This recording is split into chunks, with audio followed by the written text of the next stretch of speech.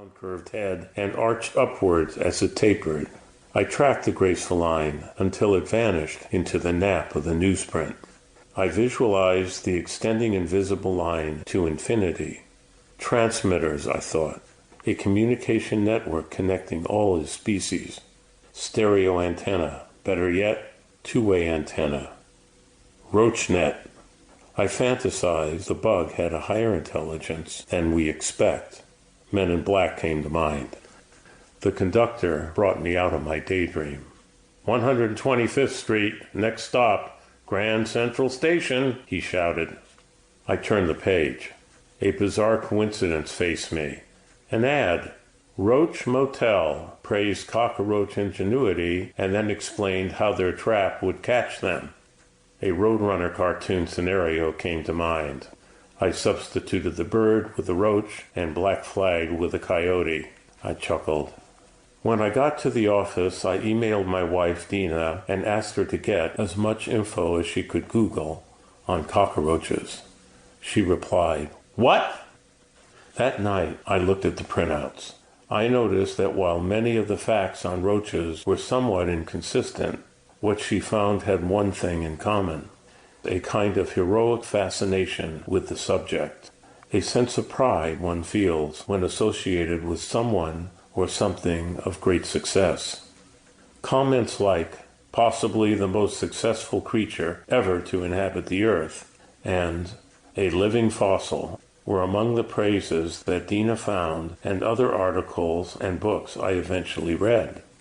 I was not just looking for scientific fact.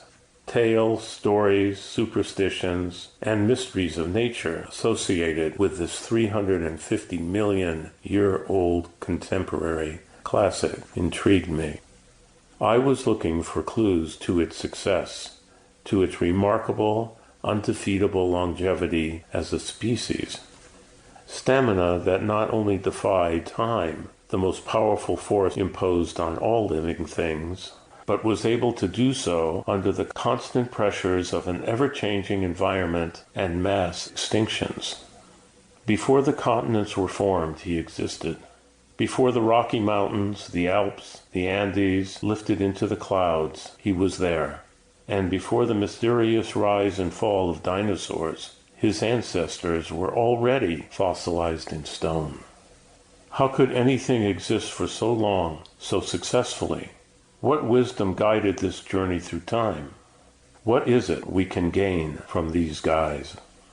Reading through the countless New York Times plopped on my lap over the past 65,000 miles, we need all the help we can get. These were the thoughts and questions I pondered that inspired me to write TEM. The Falling Out. Minus 11 billion years. Far beyond the penetration of the faintest starlight from the vantage point of our planet Earth, had the Earth existed at that time, the twin stars spun around each other in a harmonious swirl. Alone together in the vast emptiness of space, the companions were very close. From a position in the universe, about where Alpha Centauri would occupy the heavens a billion years later, had time and names had any relevance at that point, the companions visibly pulsated from a circular speck to two distant stars, then back again, and again, and again. Unfortunately, their intimate relationship was waning. This change was brought about as one of the companions became progressively more withdrawn to the dismay of its twin. This ambivalent behavior provoked its sibling to become quite extroverted, and it lashed out furiously, whipping fire and explosions in the face of its companion.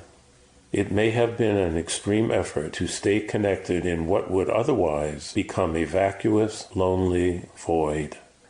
The more the agitated star protested, the more its twin seemed to pull into itself. It no longer radiated the warmth and friendship they had shared over the eons. The hot-tempered star didn't know that its companion was dying.